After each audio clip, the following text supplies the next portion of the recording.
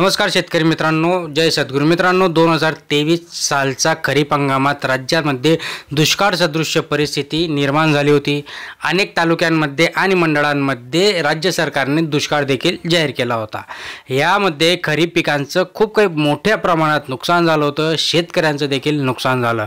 पण या नुकसानीचा पीक विमा अजूनही पूर्णपणे शेतकऱ्यांना मिळालेला नाही। बहुतांश शेतकरी विम्याची रक्कम ची वाट बघताना आपल्याला दिसत आहेत, तरीही अजून शेतकऱ्यांच्या खात्यामध्ये हे पैसे डिपॉझिट झालेले नाहीत।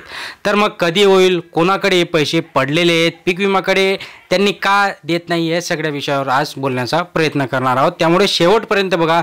चॅनलला सबस्क्राइब केलं नसेल सबस्क्राइब करायचा, लाईक करायला तर मुळीच विसरत नका मित्रांनो। असेच महत्त्वपूर्ण अपडेट तुम्हाला मिळत राहतील। बघा, या गोष्टीचा राज्य सरकारने 1 रुपयामध्ये पीक विमा ही योजना राबवल्यानंतर 1,20,23,000 शेतकऱ्यांना पीक विम्यासाठी अर्ज केले होते।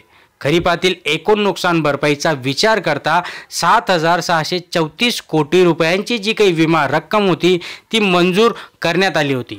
त्यातील 7,465 कोटी 59 लाख रुपयांची रक्कम वाटप करण्यात आली असून 268 कोटी 49 लाख रुपयांचा विमा अजूनही शेतकऱ्यांना देणं बाकी आहे मित्रांनो।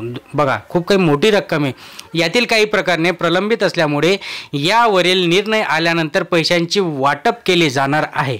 यामध्ये प्रतिकूल हवामान घटकांमुळे पेरणी न होणे या बाबींकरिता 22 लाख हंगामातील प्रतिकूल परिस्थितीतील आणि बाबींसाठी 16 कोटी 89 लाख, स्थानिक नैसर्गिक आपत्तीसाठी 143 कोटी 88 लाख, काढणी पश्चात नुकसान भरपाईसाठी बाबींसाठी 52 कोटी आणि पीक पाहणी प्रयोगावर आधारित 55 कोटी 45 लाख रुपये विमा अजून प्रतीक्षित आहे 2023 सालाचा।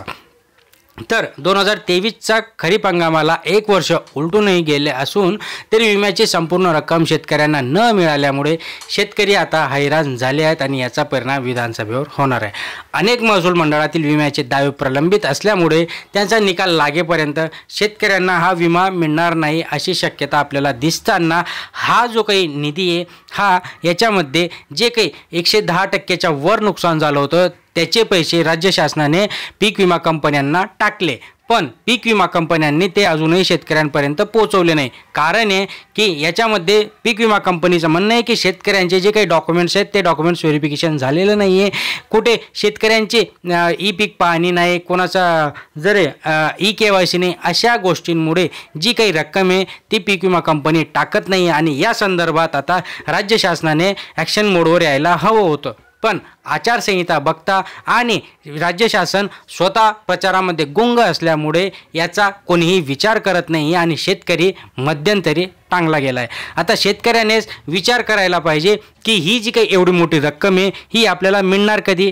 तर रक्कम तर मिळणार, पण ती मिळवण्यासाठी आपला जो काही अंत हा शेतकऱ्यांचा हे सरकार बघतंय, त्याला आता टाइम जाणार मित्रांनो। जवळपास ही जी इलेक्शन आहे, इलेक्शनचा निकाल लागल्यानंतर यांना 1-1.5 महिना सुधारणार नाही। हे जे पैसे यांनी टाकले ते कोणते दावे, कोणते नवीन प्रकल्प मंजूर करून ते आपल्या परत रिटर्न मिळवायचे, असे हे सगळे भलेही कुठलेही सरकार येऊ हा निर्णय हा विचार ते करतील आणि मग ते पुढचं पाऊल घेतील शेतकऱ्यांसाठी। आणि म्हणून शेतकऱ्यांना जो काही विमा असणार आहे तो कदाचित फेब्रुवारी-मार्चमध्ये हा मिळणार आहे मित्रांनो, अशी शक्यता आता तज्ज्ञांकडून वर्तवण्यात येत आहे मित्रांनो। बघूया पुढे काय होणार आहे, या संदर्भातील अपडेट आपण कंटिन्यू घेत असणार आहोत। त्यामुळे चॅनलला अजून सबस्क्राईब केलं नसेल सबस्क्राईब करा, लाईक करा, शेअर करा। धन्यवाद।